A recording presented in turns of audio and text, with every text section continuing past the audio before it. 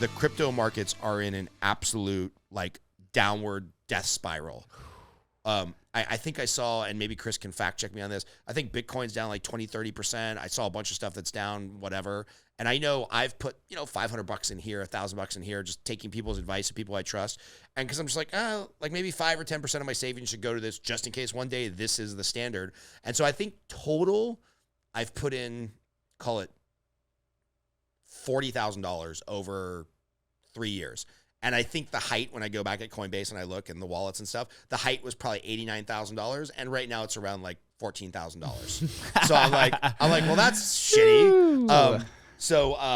Clearly I picked wrong, and that's okay. I'll probably buy a little bit more if smart people like you say that there's still faith in crypto. But what the fuck happened in the last 72 hours? Oh man, so. Yeah, if we go back to the peak of the market, Bitcoin hit 69,000, Ethereum hit almost 5,000. At time of this recording, Bitcoin's at 27,000 and ETH is at 27,000 and ETH is at about 1,800. It has been correcting. I think what's happened over the last 3 days has kind of just accelerated the entire process. Essentially, what started it in this complete meltdown, which I think is probably the fastest evaporation of wealth destruction I think we've ever seen. And so from one protocol alone, there's a blockchain, layer 1 called Luna, right? Luna 1 is a coin, right? It's a layer 1 blockchain. And it at 4 days ago, it was valued at $40 billion.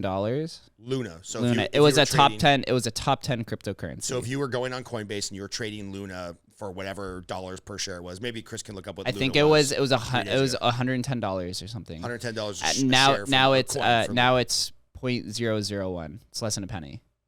It went from $167 to $0.001 in 3 days. Roughly, yes, roughly. The Ponzi essentially broke, and there's a reason why. It had this other component to it. There's a few components, and I might not fully have this here because the people who are creating these kind of things are just a complete combination of degens, financial, like people who are brilliant in finance and tech, and so there's all these weird combinations of things that combine it. So you have Luna, the token was called Terra, or it might be the other way. Terra blockchain and Luna is the token. And then they had this thing called UST. UST is what's called an algorithmic stablecoin. So what a stablecoin is like USDC or USDT. It's basically the idea of having a crypto equivalent of $1 that's stable at $1. And the two most popular, USDC and USDT, are fully collateralized 1-to-1. So if there's one tether, which is USDT or USDC, if $1 of those exist, then there's $1 in a bank somewhere. So there's always a redemption withdrawal mechanism in place. Over the last 2 to 3 years, there's been people trying to create what's called an algorithmic stablecoin, which is basically an uncollateralized stablecoin, which keeps its peg to the dollar. In various mechanisms that don't have to do with a 1-to-1 reserve. Right. And so essentially what has happened, the only real world comparison I've seen so far is the George Soros pound peg break, when he basically broke the pound 40 years ago, 50 years ago, something like that. But we've seen this before where like Argentina or Venezuela or Mexico will be like, we're going to try to peg our currency at 10 pesos to $1. And then it just gets all out of whack, and 15 years later, it's 22 pesos to $1. Like this is not something breaking like that, and I think we're going to get to the fraud in the moment, but something breaking like that in the currency trading markets is not totally weird or unprecedented. But that though is like Venezuela and the Germany wine bar or whatever it was. That's hyperinflation, which is a little bit different. The peg breaking here. So the algorithmic stablecoin, and I'm probably going to lose a bunch of people here of how it worked. So Luna, the layer 1 blockchain, right? Whatever the value of that was is how much UST you could redeem, which is supposed to equal $1. So if Luna is $100, then you can redeem 100 UST.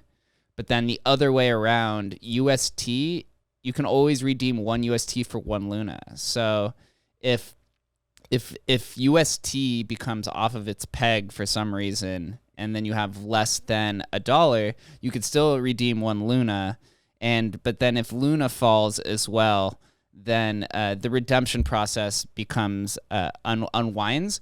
And they did this purposely because then arbitrage companies come in and they create the arb, which then puts the peg back together. And I might have had that a little bit wrong, but that's the essential idea. And for those who don't know what arbitrage is, it's basically you're taking the difference in efficiency of a market and you're basically profiting off of it. And arbitrage is popular. It's been popular for everything. For everything, yeah. Yes. Yeah, you go buy a used car for $35,000, you sell it to somebody else for $38,000. Yeah. It's classic arbitrage. Yeah, right. And so then since it is uncollateralized, it's collateralized technically by Terra, the UST, the stable coin. But then Do Kwon, who is the founder of it, started announcing publicly that he was going to buy Bitcoin to put Bitcoin in what's called the Luna Foundation Guard, LFG, right? So the LFG is basically this treasury that helps stabilize the peg whenever the peg breaks. Basically, it's various institutions or companies who come in and start buying up whatever side it is to help the arbitrage to put it together, to keep it together. He announced that he was going to start buying Bitcoin with these funds because it was up to $40 billion, and they had raised a bunch of funds from VCs from all over. So they know the person who owns and started Luna. Like he's public. Okay. Yeah, and he's pretty much an egotistic maniac. And there's a lot of information of him going out there and trolling people and kind of got what he's deserving. But basically, he announced that he was going to start buying Bitcoin. He made this public. So he ended up purchasing, I think, almost 100,000 Bitcoin, 50,000 Bitcoin.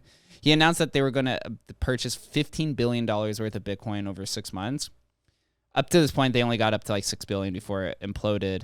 So he was pushing up the price of Bitcoin. And if you're backing your stable coin with Bitcoin as it goes up, then obviously you're going to have an extra amount in the reserve, right? Because it's appreciating.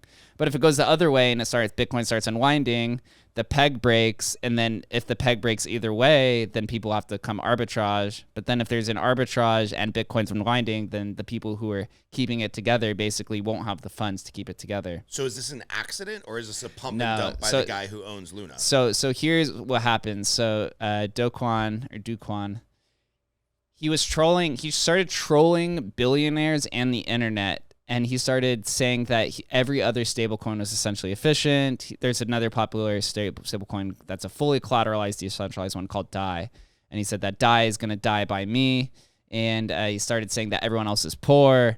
And so what one person did is they went and they bought 100,000 Bitcoin for about $1 billion. And they basically had a George Soros attack where what they basically did is, and now it's going to go a little bit technical. There's something called the Curve, which is another DeFi protocol. And it's called a Curve 3 pool, where it had 3 different assets in one that kind of balances everything. They were going to move to something that's called a 4 pool. So in the 3 pool, it had USDT, it had Luna, and it had another coin, right? They're going to move to a 4 pool to then have Bitcoin added to it. While they're making that transition to it, in the 3 pool, they had to remove liquidity from this 3 pool, move it into the 4 pool. Somebody who had that 100,000 Bitcoin started shorting it in clips of, I think at the first one was like 100 million, then 300 million. And so then the peg started breaking, and the USDT peg broke from $1 to 98 cents. And so then the Luna Foundation Guard started trying to buy it up to push the peg back. But then while they were doing this, the person was shorting and selling Bitcoin, so he's pushing the price of Bitcoin down. So what would his value of doing that be? Because it's an inefficient market. This person ended up profiting $900 million in 3 days off of this attack. But what was he buying? Because like if you're shorting your own Bitcoin, you're trying to push the price down. By selling. So this is what. So sorry, I got it wrong. So basically, what he did is he bought. Oh, that's what it was. He bought about $1 billion in USDT. And then started shorting USDT by buying Bitcoin and pulling the liquidity out. So he started unraveling the peg on both sides at the same time. And the Luna Foundation and different VCs tried to come in and keep the peg up. but they didn't have enough. And so basically just like started unwinding. And at that point, as it started unwinding, this is $40 billion. In Luna. The market cap was $40 billion. And then the USDT market cap was, I think, $12 billion. So you have about $50 billion beginning to unwind. Then you have a classic bank run, right? If something's unwinding, people are just going to try to pull as much money as possible. So the the USDT peg went from $1 to 60 cents.